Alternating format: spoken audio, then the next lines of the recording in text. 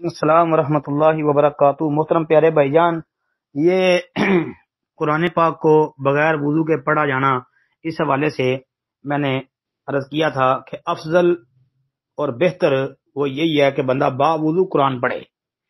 باقی اگر کسی وقت بندہ ویسے تلاوت کرتا ہے تو انشاءاللہ ہم اس کو گناہ گار تو نہیں کہہ سکتے، اس کے اوپر سختی نہیں کر سکتے۔ باقی افضل اور بہتر یہی ہے کہ بندہ با وضو کی حالت میں قرآن پاک پڑھے۔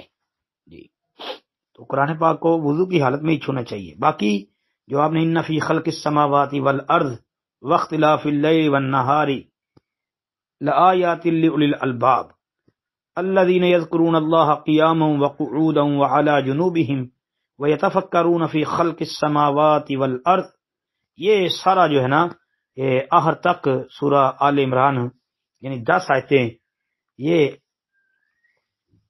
بندہ صبح جب اپنی نیند سے بیدار ہوتا ہے تو اٹھتے ہی بندہ یہ 10 آیتیں پڑھ سکتا ہے، کیونکہ رسول اللہ صلی اللہ علیہ وسلم سے صحیح بخاری وغیرہ کے اندر یہ ثابت ہے کہ آپ علیہ الصلوۃ والسلام جب صبح نیند سے بیدار ہوتے تو آپ علیہ الصلوۃ والسلام یہ پڑھا کرتے تھے۔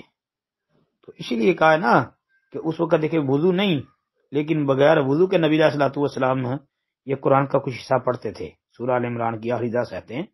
تو اس لیے یہ افضل، پھر ہم کہتے ہیں کہ افضل ہے با وضو پڑھنا۔